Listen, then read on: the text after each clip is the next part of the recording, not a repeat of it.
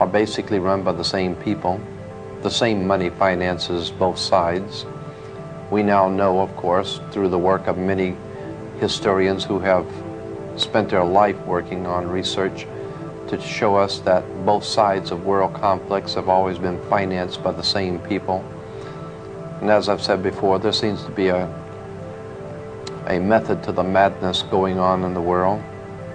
We know, of course, that we cannot depend on our leaders. Our leaders are misleaders. There is a science that they're following. They have their own agenda, and it doesn't include you. What your government pays for, it gets. If you are paid to do something for the government, they will extract from you exactly what they have paid for. When we understand that, then we look at universities and schools, government-financed institutions of education, and see the kind of students and the kind of education that's being turned out by these government-financed schools. Logic will tell you that if what is being turned out in those schools was not in accord with what the state and the federal government wanted, then it would change it. The bottom line is that the government is getting what they have ordered.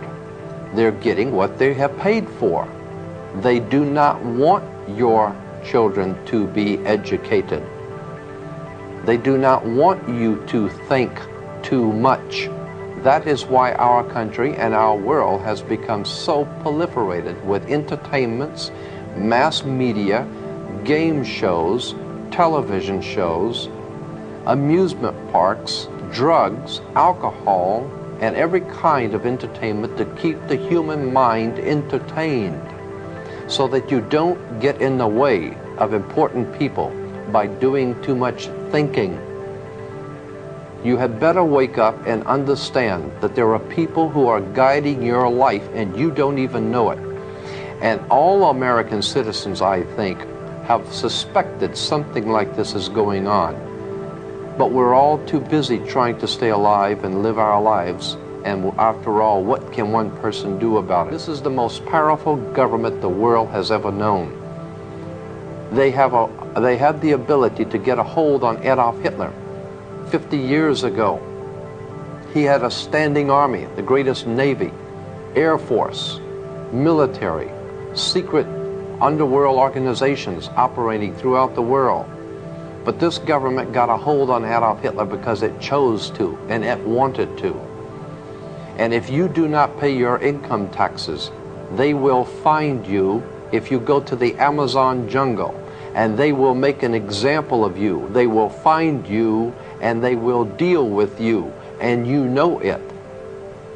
But for some reason they're unable to get a handle on drugs and the crime in the streets for some reason. Have I been sold a lie? And the difference between, yeah, but have I bought a lie? Because there's all the difference in the world attitudinally between those two statements. You are being sold a lie. But that's the perfect right of that salesman to sell you a lie. The universal force doesn't care about that.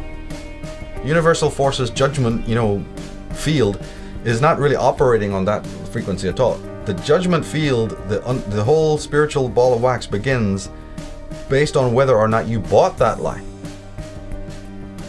That's the clause, that's the nuance, that's the difference. It's a no different a rule than anything that applies when you're shopping downtown. I can't even think of how it would be different. This person prefers Gucci over, Versace. This person likes the Levi's over Wrangler. They have the right to sell you whatever they feel like. They have the right to even believe what they feel like. Somebody likes cappuccino, somebody else likes latte, mocha, right? Choice must be there. The decision is yours. But where the real moral component comes in is what you bought and what you put your energy into and what you gave in exchange for what you bought.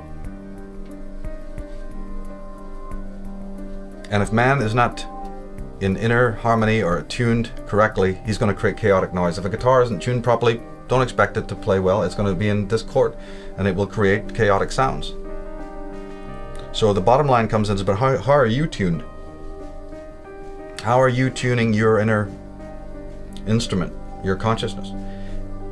As I said, the alternative to that is to not tune it, but then hang out with a whole symphony of likewise untuned people, so you can all believe you're cool. In fact, you can say, no, this is a radical new form of avant-garde music we're playing here. It's real hip, it's real cool. All this chaos. In fact, this chaos is really true. This chaos is the ultimate form of music. But that's just you know, mind controlling yourself into believing that your chaos is order. And unfortunately, there are very toxic people in the world who don't like order. They want chaos because they feel good in that chaos, and you're providing it for them.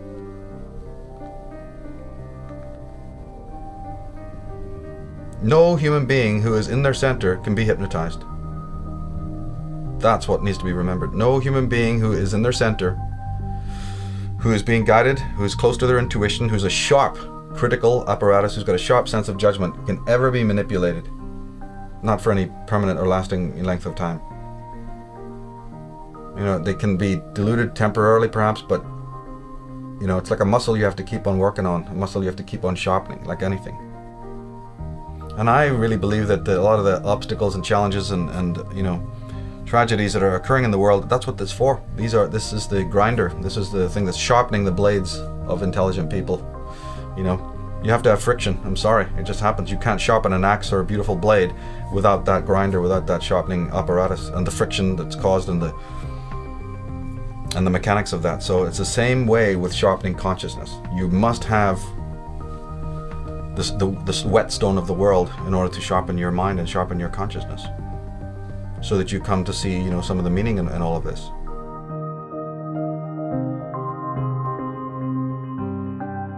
And it's ultimately a discovery of your own self. It's not about a discovery of society or other people. All of it is a discovery of who and what you are, ultimately.